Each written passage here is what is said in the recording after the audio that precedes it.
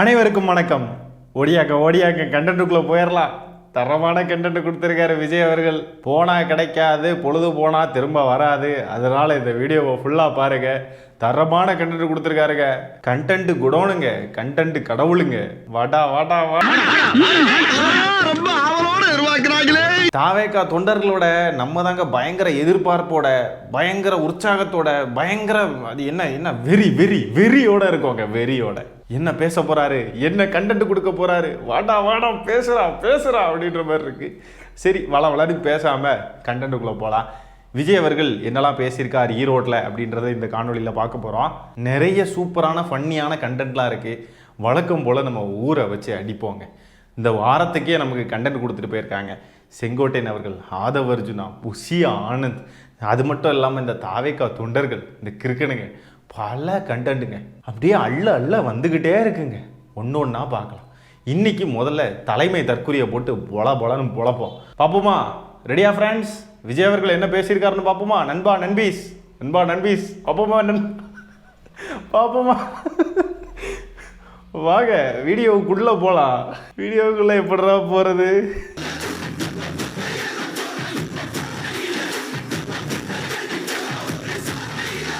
என்னது மேலே இப்படியே வச்சுக்கிட்டு வராப்புல, பஸ்ஸுக்கு மேலே ஏறி வரப்போ சைமன் செபாஸ்டியனை பார்த்து காப்பியா ப்ரோ? எதுக்கு வைக்கிறாங்கன்னு தெரியாது. என்னமோ அப்படியே எலெக்ஷனில் நின்று அப்படியே அறுத்து தள்ளி அப்படியே ஆளுங்கட்சிக்கு போட்டியாக வந்து நின்று அப்படியே உருட்டி கிழிச்ச மாதிரி அப்படியே இப்படி வைப்பாப்புல சைமன் செபாஸ்டியன். அதை பார்த்து காப்பியா? எதுக்கு இப்படி வெத்து வேட்டாட்டு ஒரு விளம்பரம்?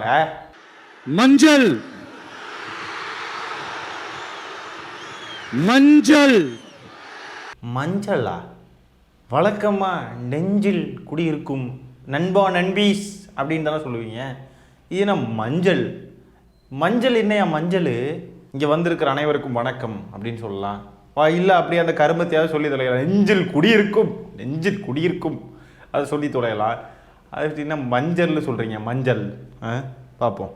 நல்ல காரியங்கள் ஸ்டார்ட் பண்ணுறதுக்கு முன்னாடி இந்த மஞ்சள் எடுத்து வச்சு தான் ஸ்டார்ட் பண்ணுவாங்க. ஓ, இதுக்கு தான் அந்த மஞ்சளா? சரி, இவர் நல்ல காரியம் ஸ்டார்ட் பண்ண போகிறாராம். அதனால் ஈரோட்டு மக்களையெல்லாம் அப்படியே ஈர்க்கும் விதமாக அப்படியே மஞ்சள் அப்படின்னு சொல்லி ஸ்டார்ட் பண்ணுறாப்புல. அப்போ நெஞ்சில் குடியிருக்கும் வேணாமா? சரி விடுங்க, அது பிறகு சொல்லியிருப்பார். அந்த நெஞ்சில் குடியிருக்கும் இளவை நம்ம பார்ப்போம். நம்ம வீட்டில் கூட நம்ம அம்மா, அக்கா, தங்கைகள் நமக்காக நாம நல்லா இருக்கணுன்றதுக்காக மஞ்சள் புடவை கட்டிக்கிட்டு தான் வேண்டிக்குவாங்க. ஓஹோ, சரி. இப்போ அம்மா, அக்கா, தங்கை இவங்கெல்லாம் நம்மளை நம்ம நல்லா இருக்கணுன்றதுக்காக, யாரு? ஆண்களாகிய நாம் நல்லா இருக்கணுன்றதுக்காக அவங்க மஞ்சள் புடவையை கட்டிக்கிட்டு வேண்டிப்பாங்க. சரி, அதனால மஞ்சளை புகழ்றீங்க. அது பெண்களுடைய வாக்குகளுக்காக பேசுறீங்களா? உங்களுடைய கொள்கை தலைவர் யாரு ப்ரோ? தந்தை பெரியார் இல்லையா? சரி, இப்போ பெண்கள்லாம் நம்ம நல்லா இருக்கணும், ஆண்கள் நல்லா இருக்கணுன்றதுக்காக மஞ்சள் புடவை கட்டிக்கிட்டு வேண்டுறாங்களே, ஆண்களும் அது மாதிரி ஏதாவது மஞ்சள் கலரில் உடை அணிஞ்சிக்கிட்டு நம்ம வீட்டு பெண்கள் நல்லா இருக்கணும் அப்படின்றதுக்காக வேண்டலாம் இல்லையா? இதே டயலாக ஒரு பெண் சொல்கிறாங்க அப்படின்னா, ஒரு பெண் ஆளுமை சொல்கிறாங்க அப்படின்னா அதை ஏற்றுக்குமா இந்த சமூகம்? நம்ம வீட்டு ஆண்கள்லாம் நம்ம நல்லா இருக்கணுன்றதுக்காக இந்த மாதிரி மஞ்சள் கலர் உடை அணிஞ்சிக்கிட்டு வேண்டுவாங்க, அதனால் அதை நம்ம போற்றி புகழுவோம் அப்படின்னு சொல்லிட்டு பேசினா இந்த சமூகம் ஏற்றுக்குமா? இந்த மாதிரி பேசக்கூடிய அந்த ஸ்டேட்மெண்ட் இருக்கு இல்லையா, நம்ம வீட்டு பெண்கள்லாம் நம்ம நல்லா இருக்கணுன்றதுக்காக மஞ்சள் கலரில் புடவை கட்டிக்கிட்டு வேண்டுவாங்கன்னு சொல்லக்கூடிய ஒரு ஸ்டேட்மெண்ட் இருக்கு இல்லையா, அதுவே ஒரு ஆணாதிக்க சிந்தனை தான். பெண்களை சற்று தாழ்வாக பார்க்கக்கூடிய ஒரு மனப்பான்மை தான் அது. எப்படி சொல்கிறேன்னு கேட்டிங்கன்னா, நான் சொன்ன மாதிரி தான், வைஸ் வர்ஸா போட்டு பாருங்கள் கேரக்டர்ஸை. இதுவே ஒரு பெண் ஒரு ஆணை பார்த்து பேசுனா, ஒரு பெண் தலைவி ஆண்களை எல்லாம் டோட்டலாக சேர்த்து வச்சு பேசுனா இந்த சமூகம் ஏற்றுக்குமா? அப்படியே ஆண்கள், இந்த ஆண் சமூகம் ஏற்றுக்குமா அதையெல்லாம் அப்படின்னு பார்த்தீங்கன்னாவே உங்களுக்கு விடை கிடைத்துவிடும். கொள்கை தலைவர் தந்தை பெரியார் பிறந்த மண்ணிலேயே போய் நின்றுக்கிட்டு இப்படியெல்லாம் பேசிக்கிட்டு இருக்காப்ல. Super bro. என்னுடைய அம்மா, அக்கா, தங்கைகள், நண்பா, நண்பிகள், தோழர்கள். ஐயா, எதுக்கையா கத்துறீரு? எதுக்கு இப்படி கத்துறீங்க? அம்மா, அக்கா, தங்கை, தோழிகள், நண்பர்கள், நண்பிகள். ஏன் எனக்கு வேற எந்த கேள்வியும் இல்லை. ஏன் எதுக்குன்னு சொல்லிடுங்க. நாங்கள் இந்த மாதிரி கத்தியெல்லாம் அரசியல் பண்ண வரல அப்படின்னு சொல்லிக்கிட்டு இப்போ கத்திக்கிட்டே இருக்கீங்க போகிற ஊர்ல எல்லாம். சும்மா ஒரு வார்த்தை பேசுறது கூட கத்துறாப்புலங்க நின்று இன்னும் சட்டையை கழிச்சுக்கிட்டு நின்று கத்துறாப்புல. இதுக்கு எல்லாத்தையும் விட்டுட்டு மக்களுக்காக வந்திருக்கிற இந்த விஜய மக்கள் ஒரு நாளும் கைவிட மாட்டாங்க.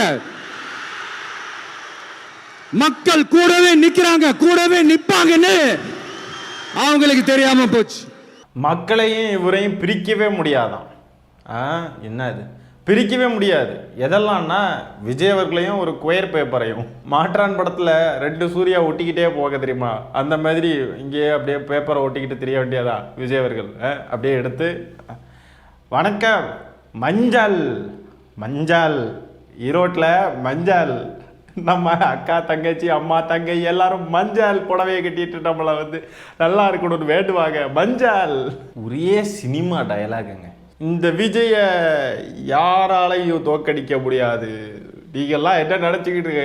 திமுக இங்கே பார்த்துக்க, எனக்கு 10 வயசுல இருந்தே கூட்டம் பார்த்துக்க. என்ன ஏதாவது பண்ணணும்னு நினைக்கிறியா நீ? வாடா வரமா. திமுகலாம் இவரை ஒரு ஆளா நினைச்சுக்கிட்டு இருக்காரு இவர். சி கருமோன். என்னப்பா நிப்பீங்கல்ல? உங்களை நம்பிதாப்பா வந்திருக்கிறேன். சோலி முடிஞ்சு. அவருக்கே நம்பிக்கை இல்லை. என்னப்பா நிப்பீங்கல்ல, என் கூட நிப்பீங்கல்ல, உங்களை நம்பி தான் வந்திருக்கேன். ஹலோ ஹலோ ப்ளீஸ் உங்களை தான். ஏற்கனவே நாமக்கல்ல பேசுகிறப்போ கேட்டுட்டாப்ல, எல்லாரும் எனக்கு ஓட்டு போடுவீங்கல்ல, எல்லாரும் ஓட்டு போட மாட்டீங்கன்னு சொல்கிறாங்க, உங்களுக்குலாம் ஓட்டர் ஐடி இருக்கா அப்படின்னு கேட்டு பயந்துக்கிட்டு இருந்தாப்ல. இப்போ பாருங்க, உங்களை நம்பி தாண்டா இவ்வளோ டயலாக் பேசுகிறேன், நிற்பிக்கல அப்படின்னு சொல்லி கேட்டுக்கிட்டு இருக்காப்ல. அவனுங்க நிற்பானுங்க ப்ரோ, ஆனால் அவனுங்களுக்கு தான் ஓட்டு கிடையாது, ஓட்டு போட முடியாது. என்ன பண்ணுவீங்க? அப்படியே ஓட்டு போட்டாலும் இவனுங்கெல்லாம் ஓட்டு போட்டால் நீங்கள் ஜெயிக்க போகிறீங்க. எங்க அங்கே நிற்கிற கூட்டம் தான் உங்களுக்கு டோட்டல் தமிழ்நாடுமா? உங்களுக்கு கூடுற கூட்டம் தான் ஒட்டு போதா தமிழ்நாடுமா ப்ரோ? அப்படி நினச்சிக்கிட்டு இருக்கீங்களா? To to to. அதான் இந்த சத்தம் தாங்க வாழ்நாள் பூரா. இந்த சத்தம் தாங்க, இந்த சத்தத்தை நம்பி தான் வந்திருக்காரு அரசியலுக்கு. ஊன்னு கூச்சல் போடுறானுங்க பாருங்க. இந்த சத்தத்தை எல்லாம் கேட்டு தான் நமக்கு சத்தம் நல்லா கேட்குதா, சத்தம் போ அரசியலுக்கு போ, நல்லது சட்டை கழிச்சுட்டு வந்து நிற்கிறாப்ல. இந்த சத்தத்தை கேட்டு தான் வந்தீங்களா ப்ரோ? ஐயோ, இது யூடியூப்ல எல்லாம் போய் க்ரௌடு லவுடு சவுண்டு அப்படின்னு ஏதாவது போட்டாலே அதுவே ஏதாவது வீடியோ வருது. அதை கேட்டால் அப்போ யாருனாலும் வரலாமா? இந்த அணில்களுடைய கூச்சலை கேட்டு தான் அரசியலுக்கு வந்தீங்களா ப்ரோ? ரொம்ப கஷ்டம் ப்ரோ. அப்போ நீங்கள் அரசியல் பண்ண வரல, சத்தத்துக்காக வந்திருக்கீங்க. நீங்கள் மக்களுக்கான அரசியலை பண்ண வரல, ரசிகர்களுடைய சத்தம் கேட்டு அந்த சத்தம் உங்களை புஷ் பண்ணி இங்கே கொண்டு வந்து விட்டுருச்சு. அது மட்டும் இல்லாமல் மண்டையிலேயே டங்குனும் கொட்டி ஒரு குரூப் வர வச்சிருக்கு. தண்ணியை சேமித்து வச்சு குடிக்கிறதுக்கும் விவசாயத்துக்கும். தம்பி கீழே இறங்கு, தம்பி கீழே இறங்குப்பா ப்ளீஸ், கீழே இறங்குப்பா.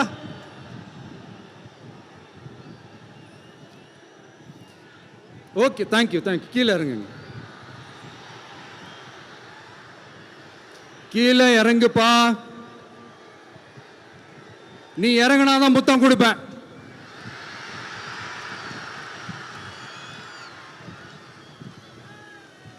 எவனோ ஒரு அணில் லைட்டுக்கு மேலே எங்கேயோ ஏறிட்டான், அதை பார்த்து கீழே இறங்குப்பா கீழே இறங்கு.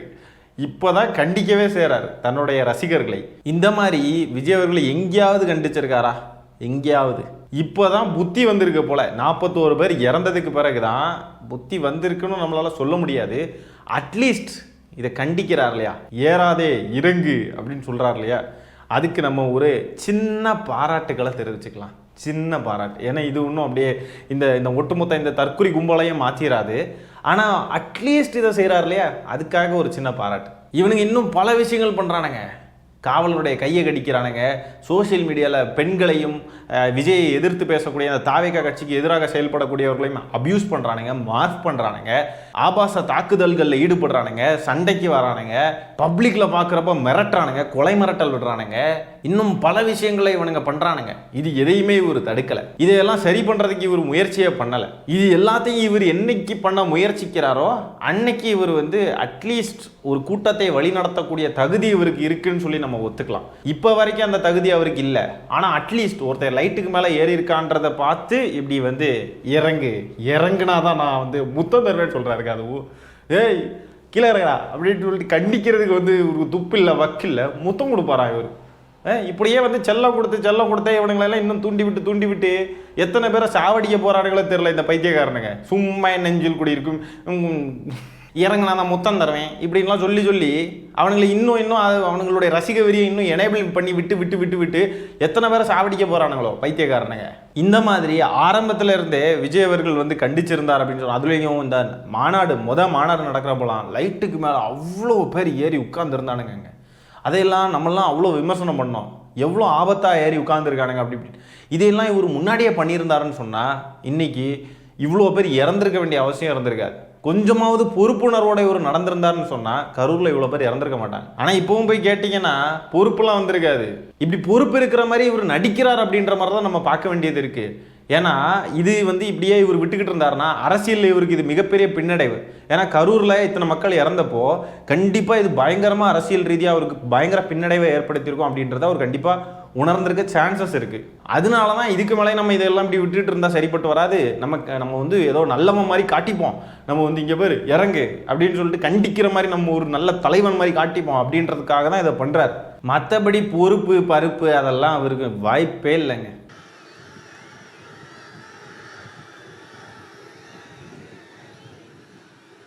மறந்துட்டாப்புலங்க. மைக்கில் இருந்து அப்படியே தள்ளி போய் பேப்பர் இருக்கு பாருங்க, அந்த பேடில் கிளிப் பண்ணி வச்சுருக்காங்க, அது பேப்பர்கிட்ட போயிட்டாப்புலமா மைக்கை விட்டுட்டாரு. மைக் அந்த பக்கம் இருக்குது, அங்கே போயிட்டாரு பேப்பர்கிட்ட போயிருந்து அது பேப்பர் எடுத்து பார்க்குறாரு. ஐயோ மறந்துட்டோமே என்ன பேசிகிட்டு இருந்தோம் அப்படின்ட்டு.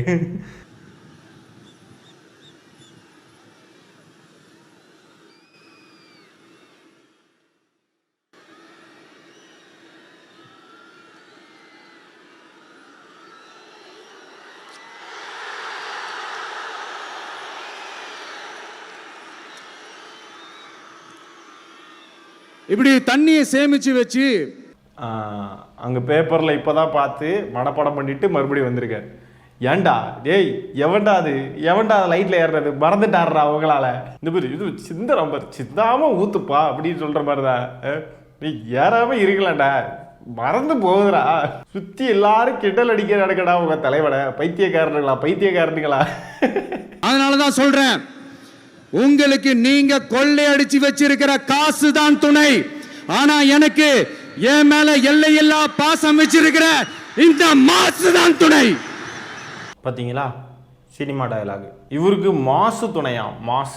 மாசுனா இங்கிலீஷ்ல மாஸ் அப்படின்றது கெத்து, தமிழ்ல மாசுனா இது அழுக்கு.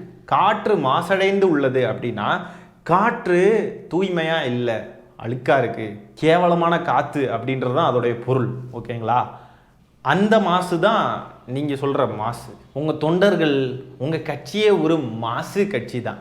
எங்க போனாலும் சினிமா டயலாகுங்க. என்ன எப்படி பாருங்க, படத்துல சொல்ற மாதிரியே காசு தான் உங்களுக்கு துணை, எனக்கு மாசு துணை. என்னடா இது? எவன்டா இந்த மாதிரிலாம் எழுதி கொடுத்தது? ப்ரோ ராஜ்மோகன் ப்ரோ வெறி ஆகுது. இப்படியெல்லாம் எழுதி கொடுக்குற நீ தானே? டே வந்து சூடாகுதுங்க. சூடாக கிடைக்க சுண்டல் விஜய் ரசிகர் புறா மெண்டல். எனக்கு வேற எதுவுமே தேவையில்லை.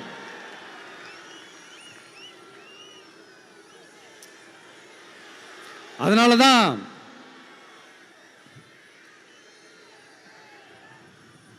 மறந்து போச்சு. அதனாலதான் மறந்து போச்சு. அடுத்தது என்ன பேசணுன்றது கூட ஞாபகம் இல்லை, மறந்து போச்சு. அதனாலதான்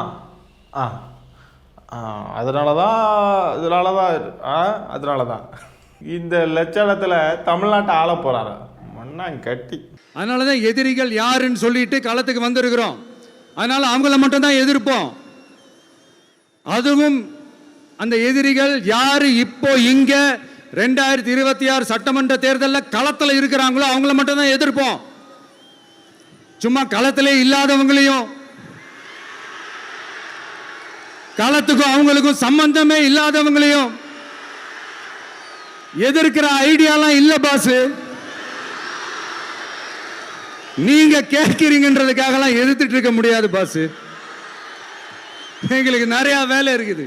இவர் அரசியல் எதிரி யாரு, கொள்கை எதிரி யாருன்னு இவர் சொல்லிட்டாராம். அதனால அவங்கள மட்டும் தான் எதிர்ப்பாராம். அதாவது அரசியல் எதிரினா திமுக, பாஜக வந்து கொள்கை எதிரி, இவங்க 2 பேரையும் தான் நாங்கள் எதிர்ப்போம், வேற யாரையுமே எதிர்க்க மாட்டோம் அப்படின்றாப்புல. இல்லை புரியல, இதுதான் அரசியலா? நீங்கள் யாரை எதிரின்னு நினைக்கிறீங்களோ அவங்கள எதிர்க்கிறது மட்டும் தான் அரசியலா? நீங்கள் எதிர்க்கிறதும் எதுக்காக? நீங்கள் ஆட்சிக்கு வரணும் அப்படின்னு நினச்சிக்கிட்டு எதிர்க்கிறீங்க, சரிங்களா? இப்போ திமுக ஆட்சியில் இல்லை அப்படின்னு சொன்னால் எந்த கட்சி ஆட்சியில் இருக்கோ அந்த கட்சி தானே பேசியிருப்பீங்க. நீங்கள் அப்போ ஆட்சியை பிடிக்கிறது மட்டும் தான் அரசியல்னு நினச்சிக்கிட்டு இருக்கீங்கன்னா நீங்கள் அப்போ அறியாமையில் இருக்கீங்கன்னு தான் அர்த்தம். உங்களுக்கு அரசியல் புரிதலே இல்லை. அரசியல்னா என்னன்னே தெரியல, அரசியலோட டெஃபினிஷனே தெரியல, அரசியலுடைய அர்த்தமே தெரியல உங்களுக்கு. அதுவும் அந்த எதிரிகளில் யார் இப்போ இங்கே 2026 தேர்தல், சட்டமன்ற தேர்தலில் களத்தில் இருக்காங்களோ அவங்கள மட்டும்தான் எதிர்ப்பாங்க. அப்போது மற்ற கட்சிகள் எதுவுமே களத்தில் இல்லையா? திமுக பாஜக மட்டும்தான் களத்தில் இருக்குமா? புரியல. அதிமுக இல்லையா? நாம் தமிழர் இல்லையா? வேற எந்த கட்சிகளும் இல்லையா? அவங்களும் தானே களத்தில் இருக்காங்க. களத்தில் இருக்காங்களோ இல்லையோ, அரசியல்னு வந்துட்டா தேர்தல் களத்தில் இருக்கக்கூடிய கட்சிகள் மட்டும் இல்லை, இப்போ இயக்கங்களை எடுத்துக்கிட்டா கூட ஆர்எஸ்எஸ்ன்றது தேர்தலில் எல்லாம் வந்து நிற்காது, தேர்தலில் போட்டி போடல. ஆர்எஸ்எஸ் பற்றி பேசுகிறோம் இல்லையா? எதுக்கு பேசுகிறோம்? ஆர்எஸ்எஸ் வந்து இயக்க அரசியலை பண்ணிக்கிட்டு இருக்காங்க. அப்போ அதை விமர்சிக்க வேண்டியது இருக்குது. பாஜகனா பாஜகவை மட்டுமே பேசிக்கிட்டு இருக்கோம், சங் பரிவாரையே பேசி தான் ஆகணும், ஒட்டுமொத்த ஆர்எஸ்எஸையும் பேசுகிறோம். அதே மாதிரி தான் களத்தில் இருக்கானோ இல்லையோ, அரசியல்ன்றது நீங்கள் தேர்தல் அரசியலை மட்டுமே நோக்கி போயிட்டு இருக்கீங்கன்னு சொன்னால் ரொம்ப கஷ்டம். சித்தாந்த அரசியலையும் நீங்கள் வந்து பண்ணி தான் ஆகணும். சித்தாந்த அரசியலே எங்களுக்கு தேவையில்லை, நாங்கள் பண்ண மாட்டோம்னு நினச்சிங்கன்னா அப்போ என்ன இது? தேர்தல் அரசியல்லையுமே ஆளுங்கட்சி எதிர்க்கிறது மட்டும்தான் அரசியல்னு நினச்சிக்கிட்டு இருக்காரு பாருங்க. தேர்தல் அரசியல்லையுமே வேற இதர கட்சிகளையுமே எதிர்க்க வேண்டிய அவசியம் இருக்கு. விஜய் அவர்கள் கூட்டணியிலேயும் யாரும் இல்லை, அவரும் எந்த கூட்டணியிலையும் இல்லை. அப்போ இதர கட்சிகள் என்னெல்லாம் பண்றாங்க? விஜய் அவர்களுக்கு கூட்டணியில யார் வரணும்னு விரும்புறார் அப்படின்ற நிலைப்பாட்டையாவது மக்களுக்கு தெரிவிக்கணும். விஜய் அவர்கள் யாரெல்லாம் வேணவே வேணாம்னு நினைக்கிறாருன்ற நிலைப்பாட்டையாவது தெரிவிக்கணும். அவர் எடுத்த உடனே அரசியல் எதிரி எனக்கு திமுக, கொள்கை எதிரி பாஜக, இவங்க 2 பேரையும் தவிர நான் வேற யாரையும் எதிர்க்க மாட்டேன் அப்படின்னு சொல்லிட்டு அப்படி பேசுறாப்ல. இல்ல புரியல, இதுதான் அரசியலா? அரசியல்னாவே என்னன்னு தெரியல. இவர் ஒரு அரசியல் கட்சி தலைவர். இது அரசியல் கட்சியா? அப்போ குப்பை ரசிகர் மன்றம். பாஜகவை எதிர்க்கிறது அப்படின்றது எதுக்காகனா, பாஜகவை எதிர்க்கிற மாதிரி காட்டிக்கணும். அப்பதான் தமிழ்நாட்டில் வந்து நம்ம கொஞ்சம் சஸ்டெயின் ஆக முடியும்ன்றதுக்காக பாஜகவை எதிர்க்கிற மாதிரி ஒரு பிம்பம், அவ்வளவுதான். ஆனா விஜய் அவர்கள் முழுக்க முழுக்க திமுகவை தான் எதிர்க்கணும்னு நிற்கிறார். ஏன்னா திமுக ஆளுங்கட்சி, ஆளுங்கட்சியை எதிர்த்தா ஆளுங்கட்சி எப்படியாவது குத்தி குத்தி குத்தி குத்தி ஏதாவது பேசி பேசி நம்ம ஆட்சியை பிடிக்கலாம் அப்படின்னு சொல்லி கேனத்தனமா கனவு கண்டுக்கிட்டு வந்து இதுதான் அரசியல்னு நினச்சிக்கிட்டு இருக்காப்புல. சும்மா ஒரு 5 கொள்கை தலைவர்களை நிப்பாட்டி வச்சிடணும், அவங்க வழியில் நாங்கள் பயணிக்கிறோம்னு சொல்லணும், அவ்வளோதான். அது வந்து தேர்தல் அரசியலுக்கு நம்மளுக்கு ஹெல்ப் பண்ணும் அப்படின்னு நினச்சிக்கிட்டு இருக்காப்புல. அதே பெரியார சைமன் செபாஸ்டியன்ற அந்த டேஷு அவ்வளோ கொச்சையாக பேசிக்கிட்டு இருந்தான். அந்த டைம்ல எல்லாம் எவ்வளோ மோசமாக பேசிக்கிட்டு இருந்தான் தெரியும்ல, ஞாபகம் இருக்குல்ல? தந்தை பெரியார் வந்து நீ பெத்த மக கூடயும் வந்து புணரலாம், பெத்த தாய் கூட புணரலாம் அப்படின்னு சொல்லிட்டு தந்தை பெரியார் சொன்னதாட்டு இந்த அந்த பொறுக்கி சொல்லிச்சு ஒரு டைம்ல, ஞாபகம் இருக்கா? அந்த டைம்ல எல்லாம் விஜய் அவர்கள் ஒரு வார்த்தை கூட பேசலாங்க. அப்ப விஜய் அவர்களுடைய நிலைப்பாடு என்ன? ஆளுங்கட்சி ஏதாவது பண்ணதா அதை மட்டும் தான் நான் பேசுவேன், மற்றபடி நான் மற்ற அரசியலே நான் பேசவே மாட்டேன் அப்படின்னா என்ன? ஏன்னா அவங்கெல்லாம் வந்து உதிரி கட்சிகள்னு நினச்சிக்கிட்டு இருக்காரு. அவங்கெல்லாம் ஒன்றுமே இல்லை, அவங்கள பற்றி நம்ம பேசவே கூடாது அப்படின்னு நினச்சிக்கிட்டு இருக்காரு. அப்போனா அது அரசியலே கிடையாது. நாங்கள் திமுக எதிர்ப்பு, அவ்வளோதான் எங்களுக்கு தெரியும். திமுகவை எதிர்க்கணுங்க, வேற எதுவும் எங்களுக்கு தெரியாதுங்க. அது அரசியலோ என்னமோ எங்களுக்கு தெரியாது. திமுகவை எதிர்க்கணும், திமுகவை எதிர்க்கணும், திமுகவை எதிர்க்கணும், அவ்வளோதான். எங்களுக்கு கொடுக்கப்பட்டிருக்கிற அஜெண்டாவை மட்டும் தானே நாங்கள் பண்ண முடியும். எங்களை போய் அரசியல் பண்ணுங்கன்னா நாங்கள் என்னங்க பண்ண முடியும் அப்படின்னு தான் விஜய் அவர்கள் சொல்கிறத நம்ம பார்க்கணும். விஜய் என்ன அரசியலை பேச மாட்டேன்றாரு, விஜய் என்ன சினிமா டயலாக் மாதிரி பேசுறாரு, விஜய் என்ன பஞ்ச் டயலாக் பேசுறாரு, விஜய் என்ன 10 நிமிஷம் தான் பேசுறாரு, 9 நிமிஷம் தான் பேசுறாரு. நான் எத்தனை நிமிஷம் பேசினா உங்களுக்கு என்ன சார்? சரி, ஏன் ப்ரோ அழுவுறீங்க, ஏன் ப்ரோ கதறீங்க? எத்தனை நிமிஷம் பேசுவாங்க? பின்ன நீங்கள் 3 நிமிஷம் பேசிக்கிட்டு போனால் விமர்சனம் பண்ண மாட்டாங்களா? விமர்சனம் பண்ண தான் செய்வாங்க, அரசியலில் விமர்சனம் பண்ணிக்கிட்டு தான் இருப்பாங்க. இதுக்கெல்லாம் இருந்து ஒப்பாரி வச்சுட்டு இருந்தா என்ன இருக்குது? இவர் பேசக்கூடிய அந்த டோன்லேயே பாருங்க, ஏதோ முதலமைச்சர் சொன்ன மாதிரி தான் இவர் வந்து பேசிக்கிட்டு இருக்காப்ல. முதலமைச்சர்லாம் சொல்லலை, மக்கள் பொதுமக்கள் வந்து விமர்சனம் பண்றதை எடுத்துக்கிட்டு தாங்க முடியாம அதை முதலமைச்சர் மேல பழிய தூக்கி போடுறாப்ல. முதலமைச்சர்லாம் இதை கண்டுக்கிறதே கிடையாது. நீ 1 நிமிஷம் பேசு, 2 நிமிஷம் பேசு, 3 நிமிஷம் பேசு, 10 செகண்ட் பேசு, நீ யாரா நீ முதல்ல போடா வரம அப்படின்ற மாதிரி தான் அவர் இருக்காரு. எங்களுக்கு 1008 வேலை இருக்குடான்ற மாதிரி தான் அவரு டீல் பண்ணிக்கிட்டு இருக்காரு. ஆனா இவரை பாருங்க, எல்லாத்தையும் தூக்கி முதலமைச்சர் தலையில எழுதுறதுக்கு பாக்குறாப்ல. இதுக்கான அந்த திட்டங்களை செயல்படுத்தணும். இதெல்லாம் செஞ்சாதான் இந்த அரசாங்கம் ஒரு நல்ல அரசாங்கம். இதைத்தான் சொன்னோம்.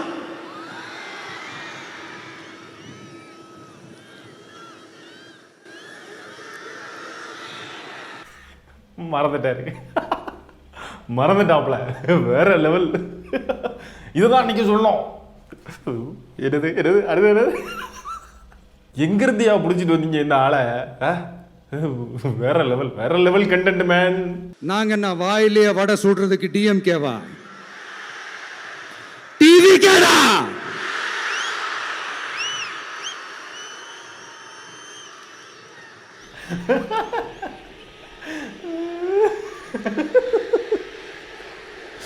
நாங்க என்ன வாயிலே வடை சுடுறதுக்கு டிஎம்கேவா? டிவி கேடா?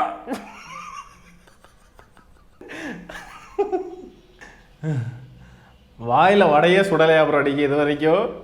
படத்துல நடிக்கிறப்பெல்லாம் 500 கோடி 600 கோடி 700 கோடின்னு எத்தனை வடை வடை வடை சுட்டிங்களே நீங்க. சினிமா டயலாக பாருங்க, அப்படியே படத்துல பேசுற மாதிரி டிவி கேடா முரட்டு பீஸுங்க. ஆனா இந்த ஆளு நல்லா சூப்பரா கண்டென்ட் கொடுத்துருக்காப்ல. 2026 தேர்தல் வரைக்கும் ஒரு செம்மையான ஒரு என்டர்டெயின்மெண்ட் சிக்கி இருக்கு மக்களே நமக்கு. வேற லெவல், வேற லெவல். இந்த மாதிரி விஷயங்கள்லாம் நம்ம மக்கள் கிட்ட எடுத்து சொன்னா உடனே இந்த இது எடுத்துட்டு வந்துருவாங்க. மறுபடியும் மறந்துட்டாருங்க. இதெல்லாம் மக்கள்கிட்ட சொன்னா மறுபடியும் இதை எடுத்துட்டு வந்துருவாங்க. எதையா எடுத்துட்டு வருவாங்க? யாரையா எடுத்துட்டு வருவாங்க? என்னையா உளறிரு? யோ வேற மாதிரி ப்ரோ. வாடா இந்த தாவிக்க காரணங்கள்லாம் சொல்லுவானுங்க, தளபதி தரிசனம், தளபதி தரிசனம் கிடைக்குது எங்களுக்கு அப்படி போடுங்க. எங்களுக்கு தான் உண்மையான தளபதி தரிசனம். அப்படியே ஆர்வமா இருக்குங்க விஜய் அவர்கள் என்ன பேச போறார் அப்படின்றதெல்லாம் பார்க்க. அவர் பேசுவார்னு பார்த்தா மறந்து மறந்து அங்க போய் போர்டை போய் பார்த்துட்டு இருக்காப்ல. அவங்க 2 பேரும் சொன்னதை இப்ப நானும் ரிப்பீட் பண்றேன். திமுக ஒரு தீய சக்தி. ஏய் அழுறான்டா, ஏய் அழுதுட்டான்டா. திமுக ஒரு தீய சக்தி. மக்களே மறுபடியும் போட்டு பாருங்க, உண்மையாலுமேங்க லிட்டரலா அழுகிறாப்புலங்க. திமுக ஒரு தீய சக்தி. யாரா அடிச்சது குழந்தைய? இவ்வளோ பாதிக்கப்பட்டிருக்கு, ரொம்ப பாதிக்கப்பட்டிருக்காப்புல போல இருக்குங்க. ஐயோ ஐயோ, திமுக ஒரு தீய சக்தி. திமுக ஒரு தீய சக்தி. திமுக ஒரு தீய சக்தி. திமுக ஒரு தீய சக்தி. தீய சக்தி, தீய சக்தி, தீய சக்தி. என் நெஞ்சில் குடியிருக்கும் ஈரோடு மக்களே, மக்களே பயங்கரமா பாதிக்கப்பட்டிருக்காப்புலங்க. அது மட்டும் நல்லா தெரியுது. அடிக்கவே இல்லை, அதுக்குள்ள அலற. என்ன மேன் கபர், யூ கிரைட். அழுகிறாண்டா. It's over bro. டிவிகே ஒரு தூய சக்தி. எப்படி? டிவிகே ஒரு தூய சக்தி. தூய சக்தி டிவிகேவுக்கும் தீய சக்தி டிஎம்கேவுக்கும் தான் போட்டியே. பார்த்தீங்களா? இதை சொல்றதுக்கு தான் தீய சக்தி திமுக, தீய சக்தி திமுகன்னு ஒப்பாரி வச்சுக்கிட்டு இருந்தாப்ல. இந்த டயலாக் சொல்லணும், தூய சக்தி டிவிகே அப்படின்னு சொன்னார் பாருங்க. அதுவும் தீய சக்தியும் அப்படியே இதாக ரைமிங்கில் வருது பாருங்க. அதனால முதல்ல தீய சக்தி திமுக அப்படின்னு சொல்லணும். சொல்லிக்கிட்டு அதுக்கு பிறகு தூய சக்தி டிவிக்கே அப்படின்னு சொன்னாதான் அவருக்கு அந்த டைலாகை சொல்லி முடிச்சு அந்த சாட்டிஸ்ஃபேக்ஷன் கிடைக்கும். சினிமாவில் பேசுகிற மாதிரியே பேசணும், எனக்கு நடிக்கணும், என்னால் சும்மா எனக்கு எனக்கு எனக்கு நல்லா இருக்கணும், எனக்கு ஸ்க்ரீன் ப்ரெசன்ஸ்லாம் நல்லா இருக்கணும். புரியுதுங்களா? அதுதான் அவருக்கு முக்கியம். எதுக்கு இப்படி பாவங்கான. அப்புறம் இன்னொரு விஷயம் சொல்ல மறந்துட்டேன். இப்போ ரீசண்டாக ஒரு இடத்துல நம்ம சிஎம் சார் அவர்கள் பேசும்போது சொன்னாங்க, என் கேரக்டரையே புரிஞ்சுக்க மாட்டேங்கிறேன். இது சினிமா டயலாக் இல்லையா? நான் ஏதாவது பேசினா சினிமா டயலாகா? சார் பேசினா அது சினிமா டயலாக் இல்லையா? சிலப்பதிகாரத்திலேருந்து எடுத்ததான் அந்த லைனு. என் கேரக்டரையே புரிஞ்சிக்க மாட்டேன்றது. உங்களை எப்படி தான் சார் புரிஞ்சுக்கிறது?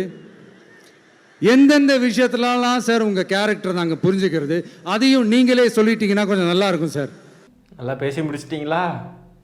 எங்கள் கேரக்டரே புரிஞ்சிக்க மாட்டேங்கிறீங்கன்னு முதலமைச்சர் சொன்னதே இவர் கேட்குறாரு. அவர் எதுக்கு சொன்னார் தெரியுமா? எங்கள் கேரக்டரே புரிஞ்சிக்க மாட்டேங்கிறீங்கன்னு ஒன்றிய அரசை பார்த்து சொன்னார். எதுக்கு சொன்னார்? இந்த மாதிரி பிரச்சனை பண்ணிக்கிட்டு இருக்கீங்க, இந்த திருப்பரங்குன்றம் விவகாரத்துல எல்லாம் இதெல்லாம் இங்கே பலிக்காது, எங்கள் கேரக்டரே புரிஞ்சுக்க மாட்டேங்கிறீங்களே. ஏன்னா ஒட்டுமொத்த தமிழ்நாட்டு மக்களின் குரலாக அவர் பேசுகிறார். நம்ம முதலமைச்சர் வந்து என்னுடைய கேரக்டரை நீங்கள் புரிஞ்சிக்க மாட்டேங்கிறீங்கன்னு தனிப்பட்ட அவருடைய கேரக்டரை புரிஞ்சிக்க மாட்டேங்கிறீங்கன்னு அவர் வந்து சொல்கிற மாதிரி இவர் வந்து சொல்கிறார். சரி, அப்படியே சொன்னாலும் இப்போ என்னன்ற உங்களுக்கு ஏன் எரியுது? ஒன்றிய அரசை பார்த்து அவர் சொல்கிறாரு, ஒன்றிய அரசு இங்கே பல பிரச்சனைகளை பண்ணிக்கிட்டு இருக்கு, கலவரத்தை தூண்ட பார்க்குது, ஏன் கேரக்டரையே புரிஞ்சுக்க மாட்டேங்கிறீங்களே நீங்கள் ஏன்னு சொல்கிறதுக்கான ஒரு தலைவனா, ஒரு மகத்தான தலைவனா, தமிழ்நாட்டு மக்களுக்கான தலைவனா நின்று முதலமைச்சர் அவர்கள் குரல் கொடுத்து அவர் பேசுகிறாரு. உங்களுக்கு ஏன் எரியுது? பாஜகவுக்கு விசுவாசமாக இருக்கணும் இல்லையா? ஆனால் அவர் அப்படி கூட சொல்லலை, எங்கள் கேரக்டரே புரிஞ்சுக்க மாட்டேங்கிறீங்களேன்னு ஒட்டுமொத்த தமிழ்நாட்டு மக்களின் குரலாக அவர் சொல்கிறார். உங்களுக்கு ஏன் எரியுது? ஓனர்கள் பேச சொல்லியிருக்காங்களோ, இந்த மாதிரி பண்ணிக்கிட்டு இருக்காங்க திமுக, நீங்கள் இதை மாதிரி ஏதாவது பேச அப்படின்னு சொல்லிட்டு கெஞ்சிருக்காங்களோ காலில் விழுந்து? ஆடு நனையுதுன்னு ஓனா எழுதிச்சான். அந்த மாதிரி ஒன்றிய அரசு பேசுனா இங்கே வலிக்குது, இங்கே டிவி கேக்கு வலிக்குது, விஜய் அவர்களுக்கு வலிக்குது. தமிழ்நாட்டில் ஆட்சி செய்கிற நீங்களும் சரி, ஒன்றியத்தில் ஆட்சி செய்கிறவங்களும் சரி, நீங்க 2 பேரும் முதல்ல என்னோட கேரக்டரை புரிஞ்சுக்கணும் சார். டேய், நீ யாரா வந்து வண்டியில் ஏறுற? இறங்கு போ, சார் நானும் ரவுடிதான் சார் அப்படின்ற மாதிரி தான் இருக்கு. சார் என்னையும் கொஞ்சம் ஆட்டத்தில் சேர்த்துக்கோங்க, கொஞ்சம் என் கேரக்டரும் புரிஞ்சுக்கோங்க சார் அப்படின்ற மாதிரி வந்து நிற்கிறாப்புல பாருங்க. குழந்தைத்தனமாக இருக்குது விஜய் அவர்களே, இந்த மாதிரிலாம் பண்ணாதீங்க, சிரிப்பாக இருக்குது. தமிழ்நாட்டுடைய முதலமைச்சர், எங்கள் அன்பு தலைவர் திரு மு.க. ஸ்டாலின் அவர்கள் ஒன்றிய அரசை பார்த்து அவர் சொல்கிறார், அதுவும் நீங்கள் பேசுறது ஒன்றா ப்ரோ. முதலமைச்சர் அவர்கள் ஒன்றிய அரசை பார்த்து எங்கள் கேரக்டரே புரிஞ்சுக்க மாட்டேங்கிறீங்களேன்னு சொல்கிறதும், இவர் வந்து குட்டியோண்டு இருந்துட்டு எறும்பு மாதிரி நின்றுக்கிட்டு என் கேரக்டரை நீங்கள் புரிஞ்சுக்கோங்க அப்படின்னு சொல்கிறாப்புல. என்ன இது? குழந்தைத்தனமாக இருக்குங்க, குழந்தைத்தனமாக. இந்த குழந்தை புத்தியை விட்டு வெளியே வாங்க விஜய் அவர்களே, உருப்படியான அரசியல்வாதியாக மாறுங்க. இந்த மாதிரி குழந்தைத்தனமாக நடந்துக்கிறதுலாம் தமிழ்நாட்டு மக்கள்கிட்ட எடுபடாது.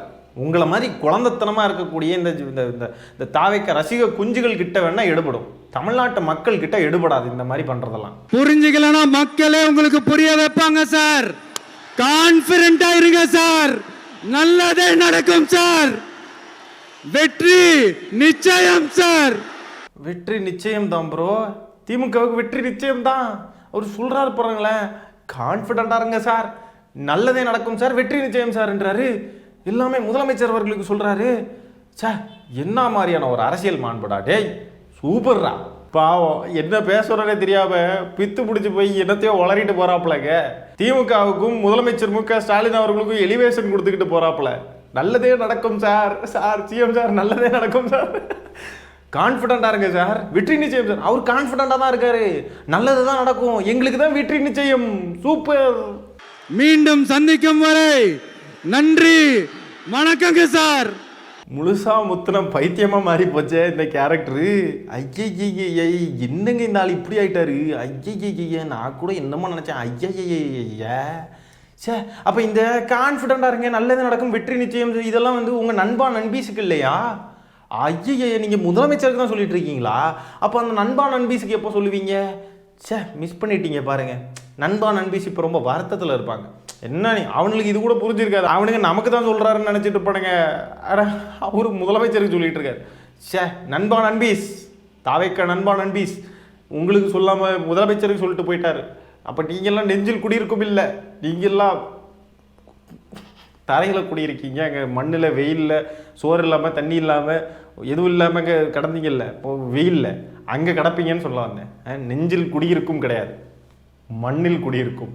நீங்கெல்லாம் மாசு மாசு மாசு. சரி மக்களே, இன்னும் நிறைய ஃபன் இருக்கு மக்களே. நம்ம வரிசையாக ஒவ்வொரு காணொளிகளில் பார்ப்போம். அடுத்தடுத்த காணொளிகளை மறக்காமல் பார்த்துருங்க சரிங்களா? இந்த காணொலியை நான் இதோட என் பண்ணிக்கிறேன். நன்றி, வணக்கம்.